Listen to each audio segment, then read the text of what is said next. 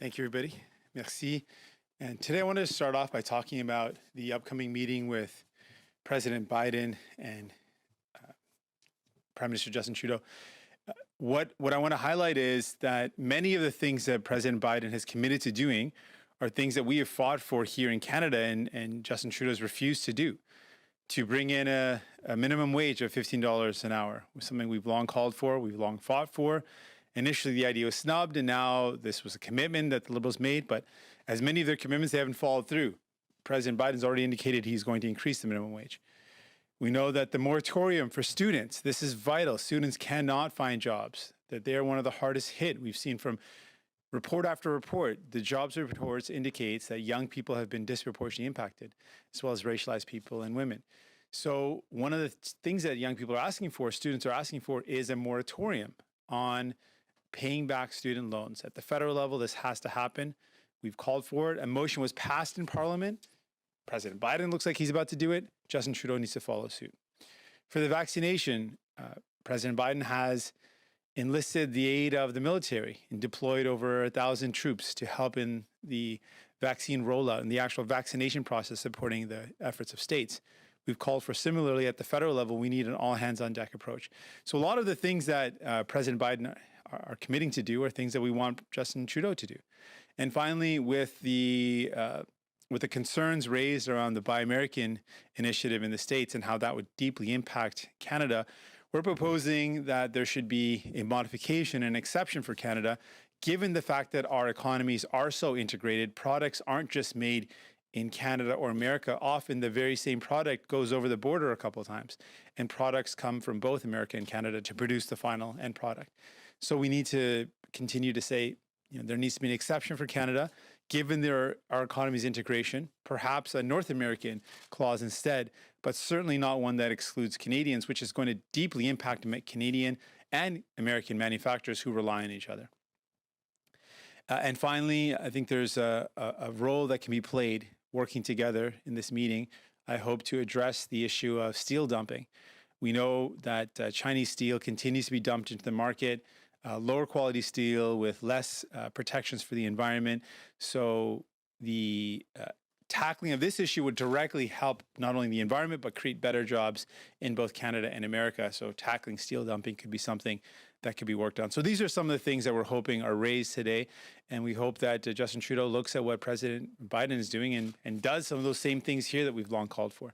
Donc, on va avoir aujourd'hui une rencontre entre le président Biden et le premier ministre Trudeau.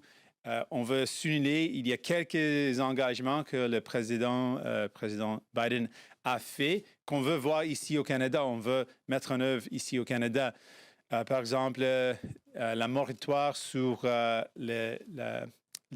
dette étudiante, c'est essentiel pour les étudiants qui sont les plus frappés, un des plus frappés par la COVID-19. Ils ne peuvent pas trouver un emploi, c'est tellement difficile, donc on doit avoir un moratoire sur les dettes étudiantes. Deuxièmement, le salaire minimum, on a dit qu'on doit l'augmenter.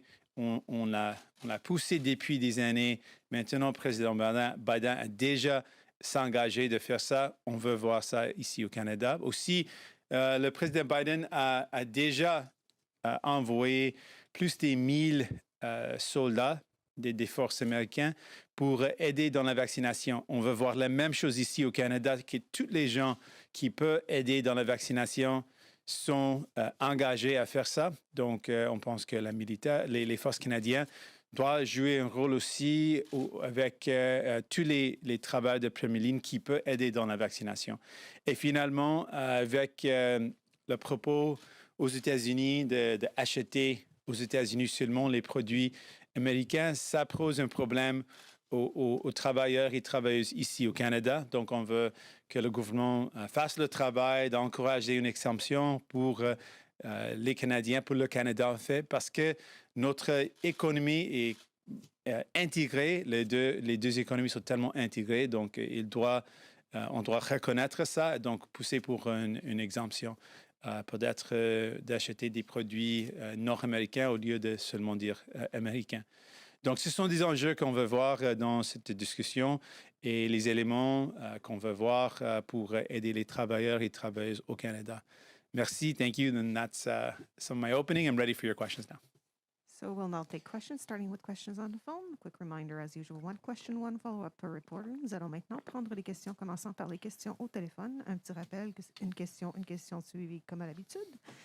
Opérateur, avons-nous une première question?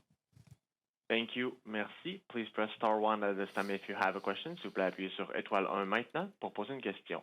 The first question, la première question is from Christian Noël, Radio-Canada. Please go ahead, your line is open. Votre ligne est ouverte. Bonjour, M. Singh. Bonjour. La Chambre des communes vient de recevoir les amendements du Sénat et le gouvernement a offert sa réponse. Vous avez sûrement vu ce que le gouvernement propose. Est-ce que vous allez voter en faveur de cet réaménagement? Non. Et la raison, c'est quelques raisons. Premièrement, on pense que le travail du Sénat, c'était de corriger des erreurs, de changer des petites choses où il y a des problèmes. Mais ce que le Sénat a fait, effectivement, c'est de refaire le travail de Chambre de communes. Et c'est inacceptable que les gens qui n'ont pas élu, n'ont pas d'imputabilité, ont décidé de refaire le travail des élus. Donc, on n'accepte pas cette décision que le Sénat a prise. Et encore, je veux souligner le fait qu'avec ces grands changements, il y a toujours la communauté des personnes handicapées qui ne se sentent pas écoutées. Et ils ont toujours des inquiétudes. Donc, non, on ne va pas accepter les amendements du Sénat parce qu'ils ont essentiellement essayé de refaire le travail des élus. Just on that question, they're asking for in English.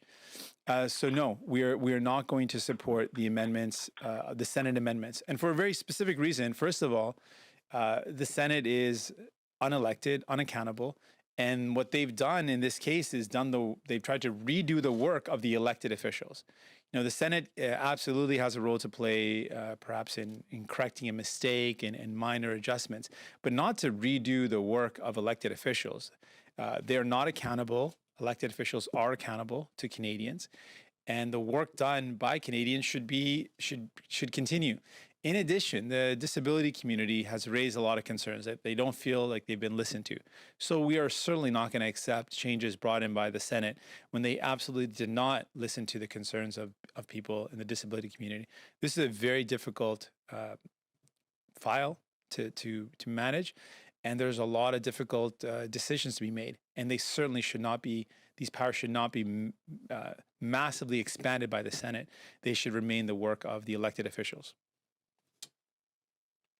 Oui, votre suivi? Oui, merci, M. Singh. La deuxième question concerne la rencontre de M. Biden et de M. Trudeau aujourd'hui. Vous exprimez des craintes face au protectionnisme américain.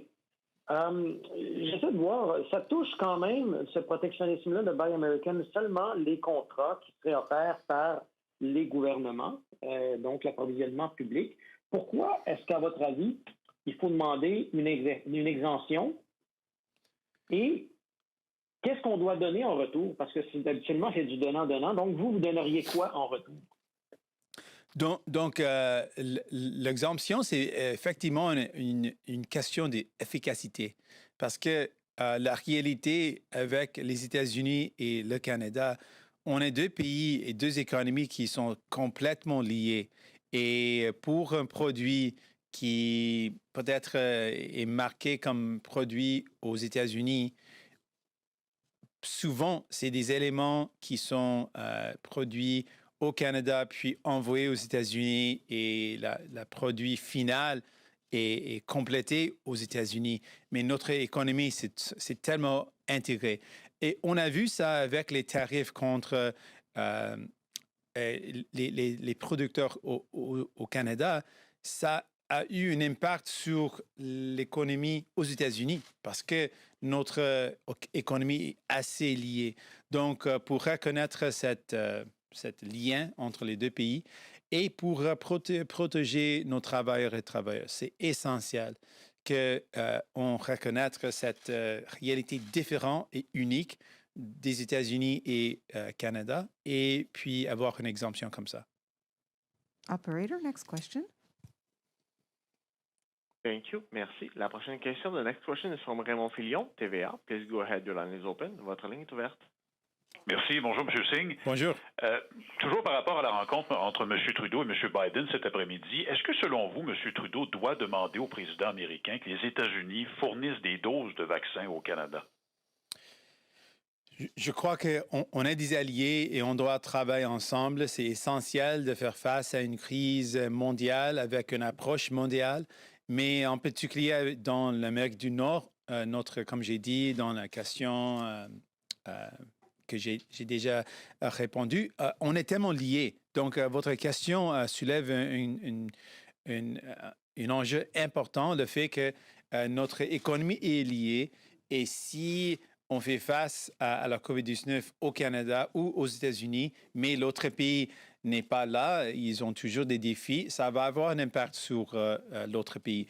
Donc, travailler ensemble, c'est toujours essentiel et on doit faire tout ce qu'on peut pour qu'on puisse avoir accès aux vaccins et que tout le monde est vacciné aux États-Unis et au Canada. Au Canada, je sais que beaucoup de monde sont à des grands inquiets à ce moment parce que le vaccin était ce moment d'espoir et maintenant, il y a une érosion de leur confiance dans le gouvernement à cause des délais. Et je comprends ça, donc on doit faire tout ce qu'on peut pour s'assurer que tout le monde au Canada a accès au vaccin. Donc, faire tout ce qu'on peut, ça veut dire que vous souhaitez que M. Trudeau, aujourd'hui, demande formellement à M. Biden que les États-Unis fournissent des doses au Canada? Je crois qu'on doit travailler ensemble. Donc, dans tout le sens de ces mots, de cette phrase, il faut travailler ensemble pour faire face à cette pandémie, en particulier quand nos pays sont tellement connectés et c'est essentiel qu'on travaille ensemble. Si on a été dans l'avenir dans une position où on a trop de doses, on doit aussi essayer d'aider les autres pays à travers le monde, en particulier nos voisins, les pays qui est connecté avec nous. Donc, on doit travailler ensemble parce que la pandémie est une pandémie globale et l'impact que c'est global. Et on a vu au Canada que s'il y a des chiffres très hauts aux États-Unis, ça a un impact au Canada. Et on doit essayer de travailler ensemble où on peut. Opérateur, prochaine question. There are no more questions registered on the call. Il n'y a plus de questions sur le téléphone. We'll now take questions in the room. Good morning, Mr. Singh. It's Man Hamidi with the Canadian Press. Good morning. Canada and the U.S. are some of the only countries who declared China's treatment of the Uyghurs as genocide. What next steps that these two countries should do to stop China and to help the Uyghurs? First of all, what's going on is just deplorable from all the different independent human rights groups that are providing information around the treatment of Uyghur and all the conditions that they're going through. These are deplorable conditions, and that's why we voted to recognize what's happening as a genocide. The only way forward for us to support and protect people and save lives is to work together globally to put pressure on China. And so that's why we'll be advocating that we need to work with our allies around the world, work with the United Nations, and establish a joint effort to put pressure on China to stop those activities, to stop the inhumane human rights violations going on. And protect the sanctity of life, to protect the Uyghur. Donc, ce qui se passe en Chine avec la communauté Uyghur, c'est horrible. Et on doit sauver les vies. C'était pourquoi on a voté pour reconnaître que c'est un génocide ce qui se passe avec les Uyghurs. Donc, maintenant, la prochaine étape, pour sauver les vies, pour protéger la communauté ouïghour, on doit travailler ensemble. Donc, ce que ça veut dire, c'est qu'on doit travailler avec nos alliés à travers le monde, travailler avec les Nations Unies pour mettre la pression sur la Chine d'arrêter cette injustice et de sauver ses vies. Donc, on doit travailler ensemble, effectivement, avec les autres pays, nos alliés, les Nations Unies. You spoke about, thank you for the answer. You spoke about that Prime Minister Justin Trudeau should demand that, the US and Canada work together to stop steel dumping from China in Canada and in North America. What other things you want Prime Minister Justin Trudeau to press Biden on? What kind of issues you think that Prime Minister Justin Trudeau should bring to the table today? Certainly. So, in addition to the steel dumping, the Buy American, we're very concerned about that. The impact that could have on Canada could be devastating for the manufacturing sector here. And the reason why I'm asking for an exemption and why Justin Trudeau should push for one is that our economies are so integrated that a product that's produced in the States might have many components that come from Canada. And when the steel tariffs were in place, we heard from American manufacturers that they were impacted because they relied on products that came in from Canada. So these tariffs didn't just hurt Canadian manufacturers and effectively Canadian workers. The tariffs also hurt American workers because they rely on products shipped over from Canada. So because our economies are so uniquely integrated, we're pushing for Justin Trudeau to fight for an exemption that acknowledges the fact that our economies are unique, that it's not easy to separate Canada and America, that products are often traveling back and forth on the border and before the final product is made. So it's essential that that's something that's fought for. The second thing, so in addition to protecting workers and Canadians, I think there's an incredible opportunity for Justin Trudeau to follow suit with many things that President Biden has already committed to doing, and we're hoping that he does that. The moratorium on student debt, on making sure the minimum wage is increased, on an all-hands-on-deck approach to the vaccination. These are things that we've called for, as New Democrats we've called for, President Biden is already doing or committing to do, and we're asking Justin Trudeau to follow suit. But there's a host of things, fighting the vaccine together, making sure we protect workers, working towards fighting the climate crisis at the same time while we create good jobs. There's many things that I think we can work together on. David? Good morning, Mr. Singh. David Thornton from CBC News. Morning. Just kind of was listening to your preamble. Biden is implementing a lot of the things that you've called on Trudeau to do. I've heard it said that Trudeau alongside Biden makes Trudeau look like Margaret Thatcher when you kind of put them together. In fact, a columnist at the Hill Times said that. It sounds like you're saying the same thing. Do you agree with that? Well, certainly up until this point, to be honest, Justin Trudeau is getting a bit of a pass because any comparison with Trump would put any other alternative seem a lot better. So with the comparison of Trump, it was easy to look good. But now you've got someone who's doing a lot of the things that should be done, like a moratorium on student debt. Why has this government waited so long? Like, we passed that motion in Parliament. We said it should happen. Everyone agreed it should happen. We had a moratorium before. Why is this Liberal government choosing? It's a choice to say, well, students, we're not going to put that moratorium back in place. It's not like things have gotten better for students. The jobs numbers are making it clear it's even worse than before for students. It's hard for young people to get a job. So why not put a moratorium so students don't have to pay back their student debt while we're in this pandemic? And then we got President Biden, who's already committed to doing that. They're already moving on things that we've long called for here and fought for, and it doesn't make sense. The minimum wage, we've long said that this should happen. Initially, the Liberals said, no, it doesn't make sense. And now they've committed to it in their last campaign, and they still haven't done it. Again and again, we're seeing that Justin Trudeau was signaling some things that seemed that would help people, but hasn't followed through on them. And then quickly, President Biden has actually been elected and now moving forward on many of those same commitments and just actually getting them done. So it shows the contrast. One thing is to campaign on it, commit to it, and get it done. And that's what Biden is doing.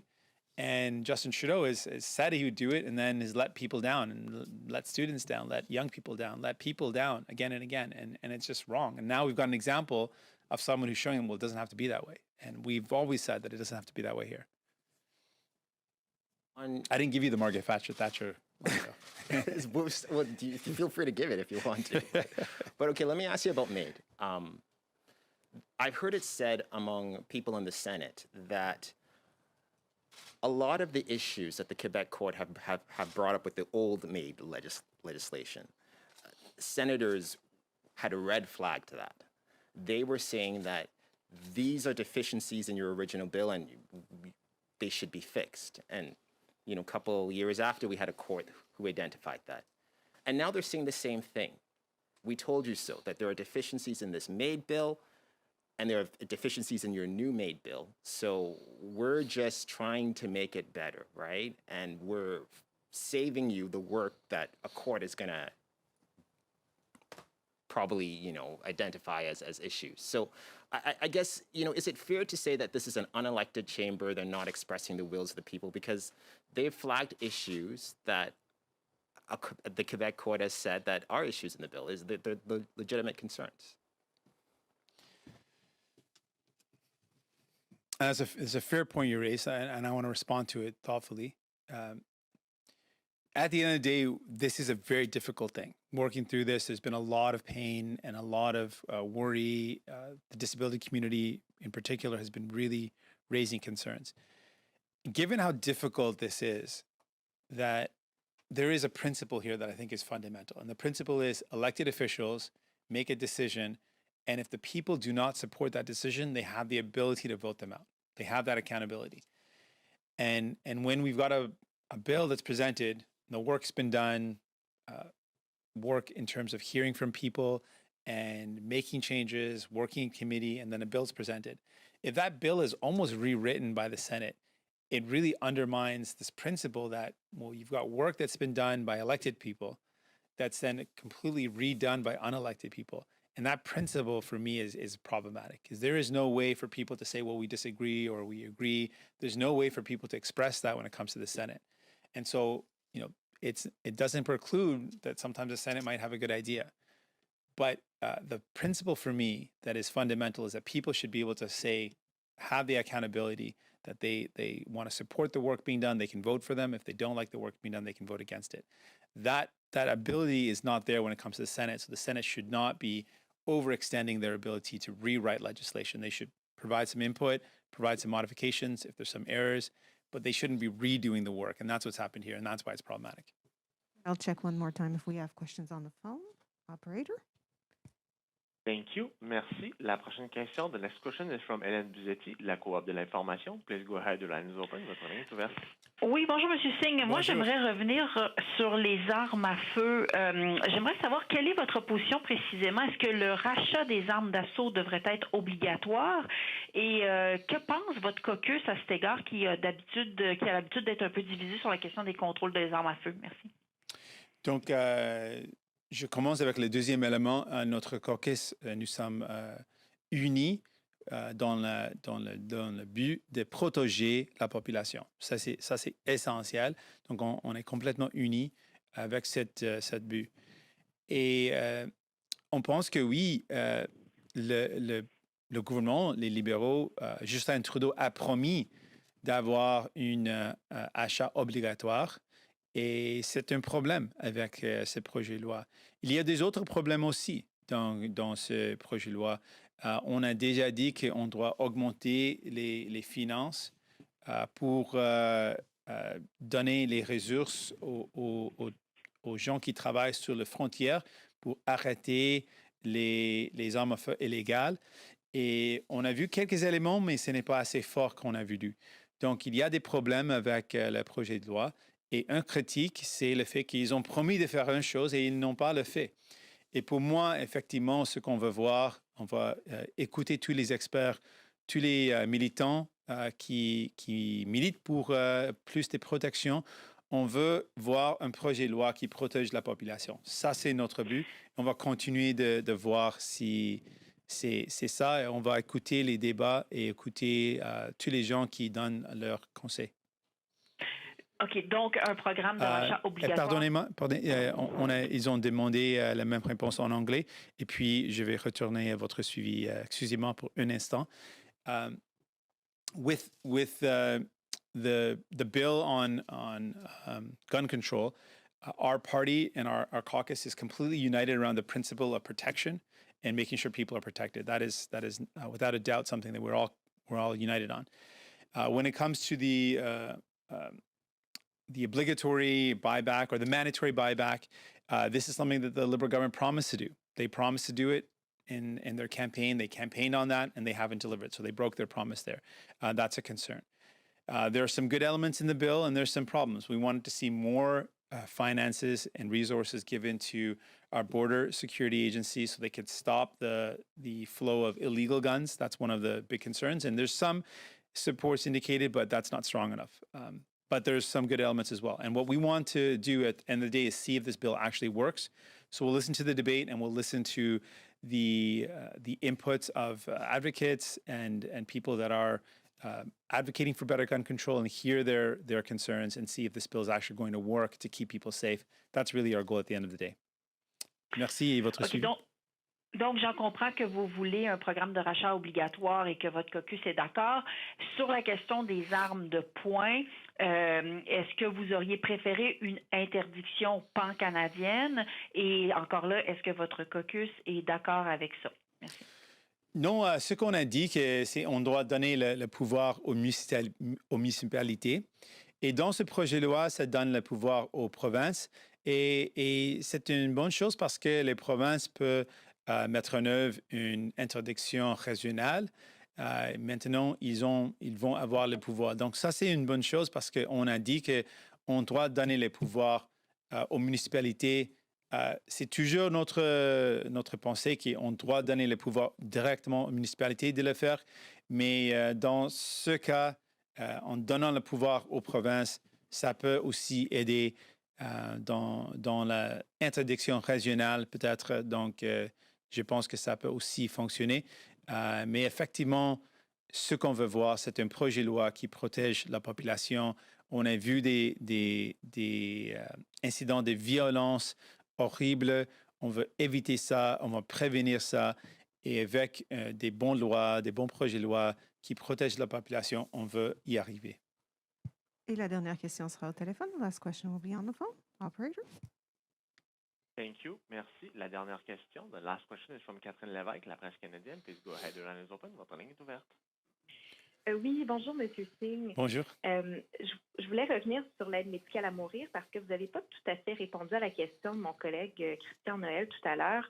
Je comprends que vous vous opposez aux amendements du Sénat. Or, ce dont il est question aujourd'hui, en fait, c'est la réponse du gouvernement qui est dûment élu aux amendements du Sénat. Donc, c'est ça qui va être débattu aujourd'hui. Je me demandais, est-ce que vous êtes en faveur de cette réponse du gouvernement aux amendements du Sénat ou non? Donc effectivement, ma réponse reste la même parce que la vraie question, c'est qu'est-ce qu'on va faire pour avancer. Et dans ma opinion, dans notre opinion comme caucus, on veut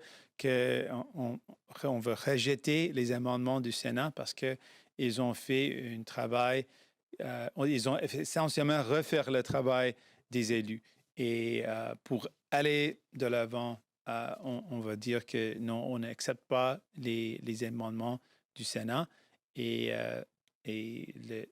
c'est une décision difficile. Je sais que c'est difficile pour tout le monde. La communauté handicapée ont des craintes et on n'accepte pas les amendements du Sénat. Mais pour en venir peut-être au point de David Thurston tout à l'heure, la dernière fois, le Sénat avait prédit que le critère de mort raisonnablement prévisible allait être un problème.